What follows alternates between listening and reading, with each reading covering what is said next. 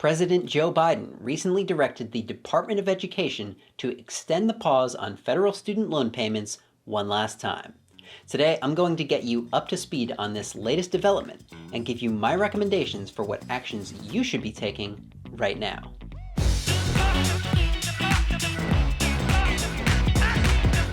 Hello and welcome to Practical Personal Finance, where you get the information you need to understand and succeed with money. For almost a year and a half now, student loan debt has largely been on pause. It all started back in March of 2020, when the CARES Act was signed into law. In an instant, all federal student loans had the interest rates set to 0% and the minimum monthly payments set to $0.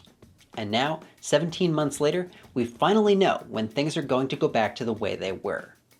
Last week, the Department of Education announced what they called a final extension of the pause on student loans that we've been living with through the entire pandemic.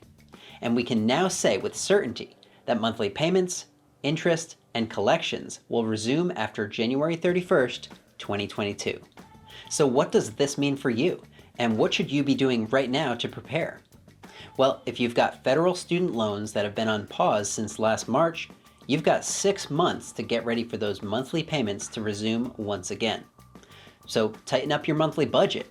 Don't overspend during the holiday season this year. And check out some of the other videos I've made on the topic of student loans, like this one, where I discuss what I believe to be the best student loan payoff strategy. I'll leave a link down below. But seriously, this is the federal government giving you a heads up 6 months in advance for an upcoming expense you need to plan for.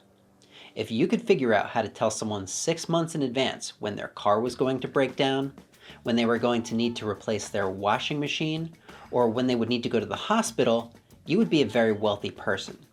Take full advantage of the fact that you know you'll need to make a student loan payment in February.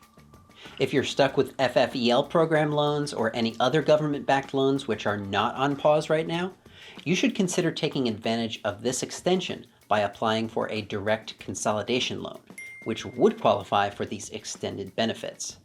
It'll take a month or two for the loan to get funded, but that's still at least 3 or 4 months of interest you can avoid having to pay. It's well worth the trouble. I made another video where I talk about this specific type of loan and why it's not paused right now, despite coming from the Federal Family Education Loan Program. Link is down below for that one as well. For those of you who are still holding out for the possibility of broad student loan forgiveness, it's not completely off the table yet, but I personally would not count on it at this point. It seems to me that although President Biden would like it to happen, he's not willing to use an executive order to make it a reality. I sense that he feels it's more of a congressional responsibility, and I highly doubt Congress will make it happen anytime soon. If I were in your shoes right now with my student loans on pause, I would be stockpiling extra money in a savings account that would have been used for student loan payments over the past year and a half.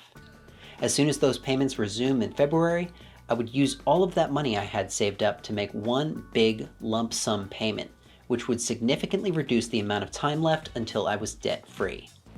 What are your thoughts about this final extension of the student loan debt moratorium? Are you happy to know in advance when it's finally coming to an end? Let me know in the comments.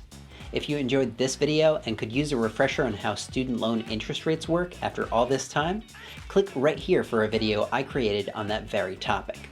And if you'd like to stay up to date on everything related to student loans, click that red subscribe button. As always, thanks for watching. I'm Andrew Scheer, and I'll see you next time.